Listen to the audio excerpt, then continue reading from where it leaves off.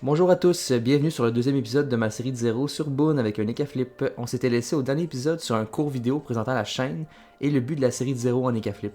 On avait réalisé des quêtes permettant de nous rendre du niveau 1 au niveau 8 automatiquement, ce qui nous a donné un sacré coup de pouce car sinon les premiers niveaux auraient été difficiles à farmer, surtout en Eka Flip. Cet épisode, j'ai comme objectif de farmer à Incarnam pour dropper les objets de la panoplie aventurier. La panoplie aventurier est excellente en début d'aventure parce que pour 6 items, elle peut donner jusqu'à 50 dans toutes les stats. Étant bilément avec mon sort principal de dégâts bluff, c'est donc une panneau très pratique pour moi, surtout à cause des stats en sagesse qu'elle donne. L'amulette se drop sur les arachnes, la cape sur les chanchants, le chapeau sur les larves bleues, la ceinture sur les mosquitos, l'anneau sur les pioux et les bottes sur les toffus. Les taux sont très bas, donc ça se peut que je réussisse même pas à dropper ces items, mais au moins, ça me fera des ressources et des kamas bruts. Je voulais prendre le temps de remercier les gens qui se sont abonnés, qui ont laissé un j'aime et qui ont commenté. Vous comprenez pas à quel point c'est vraiment motivant pour un créateur de contenu de voir du soutien comme ça. Je m'attendais vraiment pas à ce que personne ne voit mes vidéos, donc je suis très heureux que vous étiez plusieurs à aimer ce genre de contenu. Je sais que le premier vidéo n'était pas très long, mais c'était plus une présentation de la série et de la chaîne. Je vais plus viser des vidéos d'environ 5 à 7 minutes. Je crois que c'est un bon format pour du Dofus rétro. Pouvez-vous me dire dans les commentaires si vous aimez ça des vidéos plus courtes comme je fais présentement ou si vous aimeriez un peu plus long style 10 à 15 minutes. Maintenant, revenons un peu sur les gaflips. On voit que j'utilise Bluff qui est un sort à 4 PA avec une portée assez restreinte de 4. La portée n'est pas modifiable donc ça sera difficile de garder ce sort à plus haut niveau lorsque les monstres seront plus dangereux. Comme je vous avais dit, je vais peut-être passer feu dès l'obtention de top cage au niveau 26, on verra. L'avantage du bluff à bas niveau est qu'il a une plage de dégâts très aléatoire, soit 1 à 45 au niveau 5. Ça amène ses avantages, mais aussi ses inconvénients. Il est peut-être très puissant quelquefois, ce qui est très bon contre des monstres avec beaucoup de vitalité à bas niveau, comme par exemple des sangliers ou des chefs de guerre, mais il n'est pas très constant contre les monstres qui ont aux alentours de 10 à 15 HP, parce que d'autres classes devraient toujours être en mesure de tuer ces monstres-là, ce que les Catholiques n'est pas capable de faire malheureusement.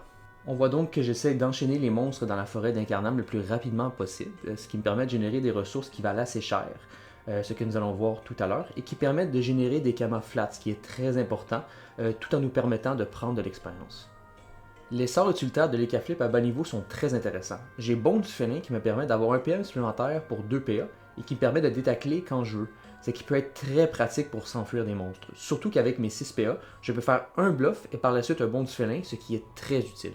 J'ai aussi la perception qui donne des dégâts et qui dévoile les entités invisibles pour 2 PA, ce qui est toujours très pratique même si les dégâts flat sont moins intéressants pour des sorts avec des plages de dégâts très élevées comme bluff. J'ai contre-coup qui permet de me donner de la vitalité. On sous-estime souvent ce sort parce que peu de gens l'utilisent, mais il est très utile, surtout à bas niveau et en solo, car il donne énormément de vitalité par rapport à ma vita de base, ce qui est très pratique pour me sauver de situations qui peuvent être très difficiles. Finalement, j'ai aussi la chance de l'Ekaflip qui agit comme un sort de dernier recours et qui me permet, comme un Kani, un peu de recevoir 2 fois les dégâts ou de me faire soigner de 1 fois les dégâts. C'est un sort de désespoir complet à utiliser en dernier recours, mais qui peut me sauver des combats. Donc c'est un sort qui incarne très bien la nature de la classe. On voit que je ne suis pas capable de drop des items de la panneau aventurier, le taux est très bas et je ne suis pas capable d'enchaîner si vite les combats que ça, car mon sort n'a pas beaucoup de PO. Par exemple, je drop énormément de Kama Cash et de ressources, beaucoup plus que ce que je pensais. Je me dis alors à ce moment-là que je vais farmer jusqu'à temps que j'ai 2000 Kama Cash et je descendrai par la suite à Astreux pour aller me chercher les items et revenir. Je me rends donc à ce niveau de Kama sans avoir droppé aucun item, mais quand même 30 minutes de farm pour 2000 Kama et j'ai augmenté au niveau 11, donc je suis quand même très content de ma session de farm. Je descends à Strub et je mets en vente ce que j'ai droppé, plus de 2000 Kama en valeur de vente. On verra si ça part, mais oui, c'est très rentable de farmer Incarnam beaucoup plus que ce que je pensais.